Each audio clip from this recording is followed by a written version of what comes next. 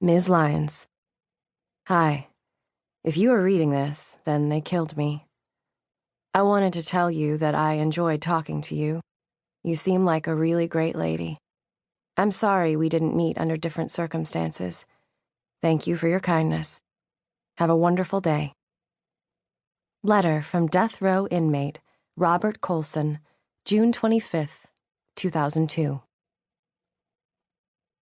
Early one morning in April, Michelle Lyons pulled up outside her daughter's elementary school in Huntsville, 70 miles north of Houston. Set deep in the piney woods, Huntsville, which is home to no fewer than 5 prisons, is a company town whose primary industry is confinement. Many parents who were dropping their children off at school that day worked for the Texas Department of Criminal Justice, Huntsville's largest employer. Michelle, who sat behind the wheel of her blue Chevy sedan, nursing a travel mug of coffee, had worked for TDCJ herself for more than a decade.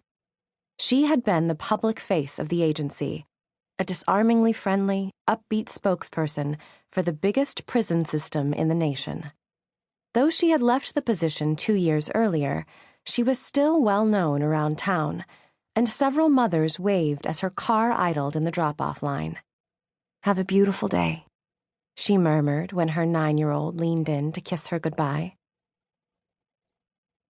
When Michelle first went to work for TDCJ in 2001, she had begun each weekday morning by driving into town past the picturesque courthouse square and toward the Walls Unit, the 165-year-old penitentiary that is Huntsville's most iconic landmark.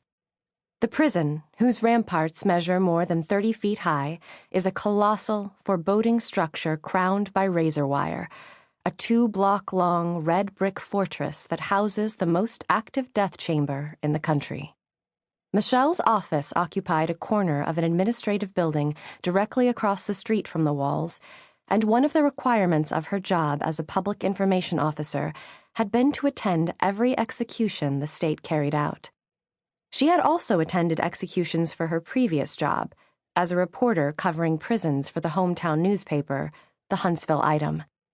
Michelle spent many evenings, hundreds in fact, standing shoulder to shoulder with witnesses in a cramped room that afforded a view of the death chamber, where she watched as men, and 2 women, were injected with a 3-drug cocktail that stopped their hearts.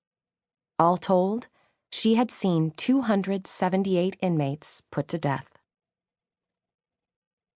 As Michelle pulled away from the school, she headed out of Huntsville, toward Interstate 45 and her new job more than an hour's drive away in downtown Houston. She cracked her window, grateful for the cool air on her face.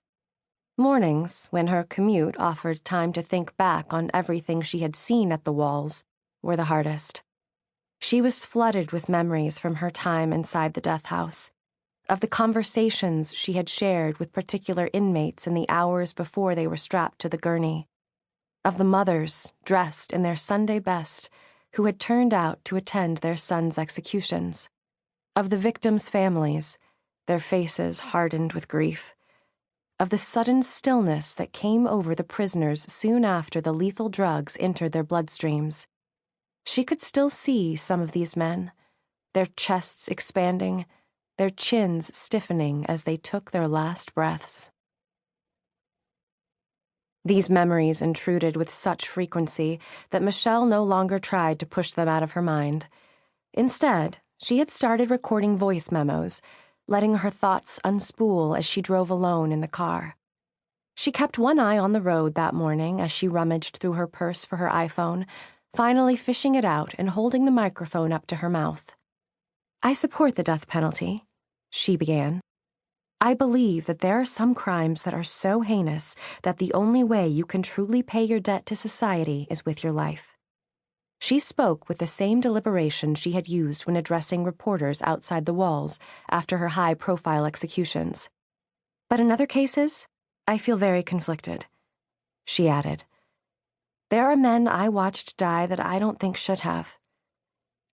A piece of folk art she had picked up on a trip to Austin, an evil eye charm to ward off bad spirits, bobbed from her rearview mirror.